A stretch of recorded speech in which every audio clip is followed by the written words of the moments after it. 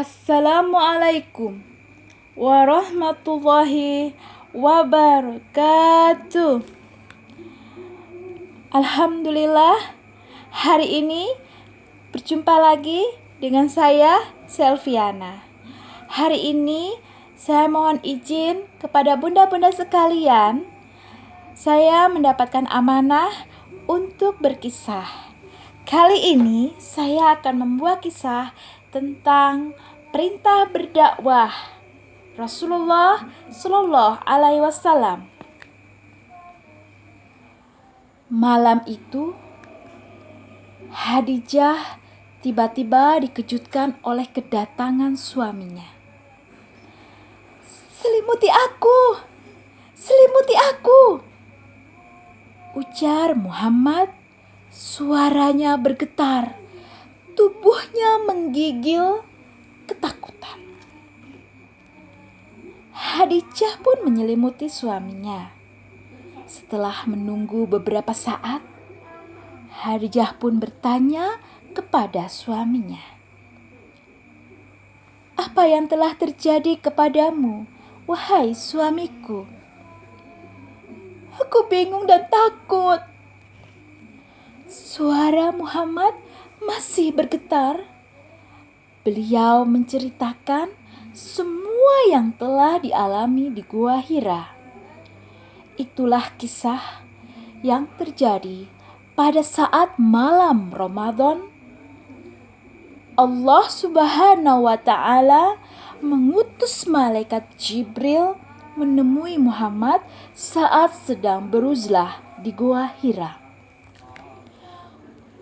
Uzlah adalah mengasingkan diri. Muhammad menerima perintah agung dari Sang Kholik. Muhammad diangkat menjadi Rasul Allah Subhanahu wa Ta'ala. Rasulullah Shallallahu Alaihi Wasallam merasa ketakutan akan perintah itu. "Aku sangat khawatir terhadap keadaan diriku sendiri. Hamba yang lemah seperti aku, mana mungkin bisa melaksanakan perintah Allah, Tuhan sekalian alam," ujar Rasulullah. Sambil ketakutan, beliau merasa amanah yang diberikan kepadanya begitu besar. Beliau takut tidak mampu untuk menjalankannya. "Tidak, suamiku, Allah tidak akan menghinakanmu.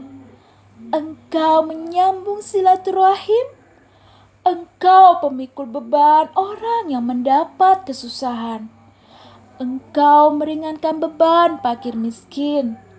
Engkau penjamu tamu. Engkau pula penolong orang yang berupaya menegakkan kebenaran." Khadijah memberi semangat kepada suaminya. Setelah itu, Khadijah pun membawa Rasulullah Shallallahu Alaihi Wasallam menemui Warakah. Warakah adalah anak paman Khadijah. Warakah adalah seorang Nasrani pada zaman jahiliyah. Dia sempat menulis buku dan Injil dalam bahasa Ibrani seperti yang dikehendaki Allah.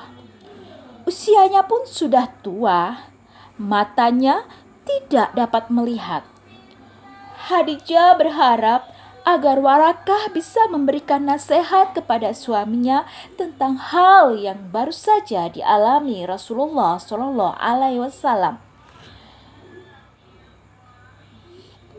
"Sesungguhnya sosok yang datang kepadamu itu adalah malaikat yang pernah diutus kepada Nabi Musa.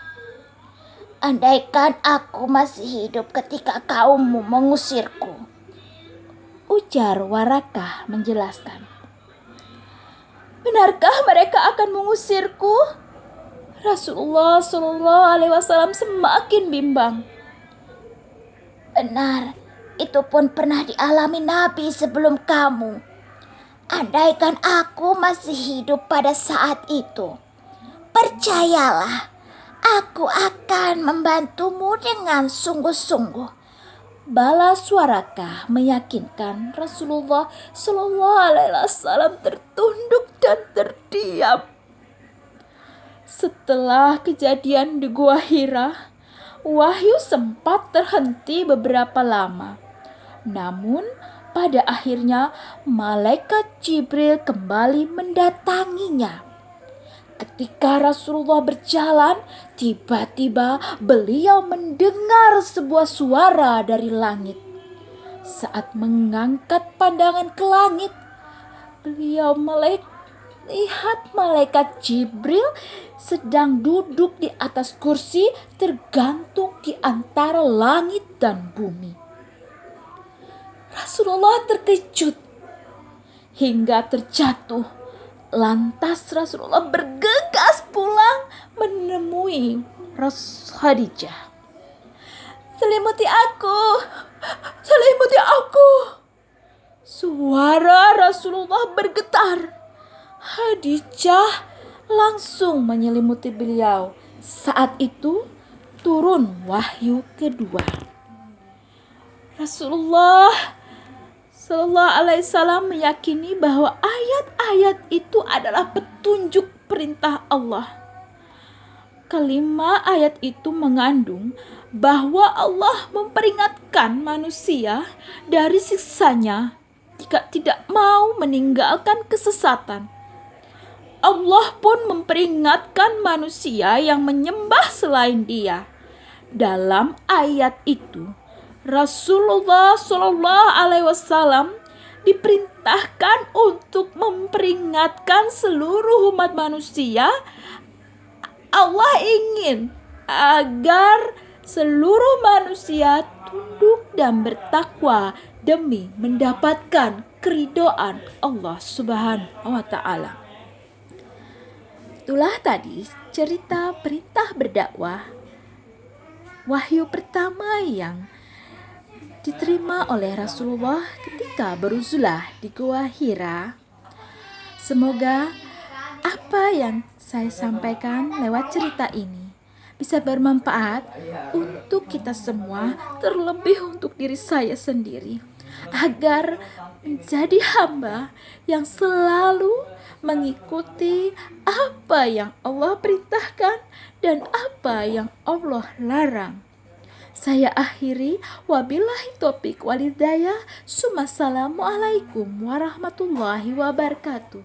Terima kasih.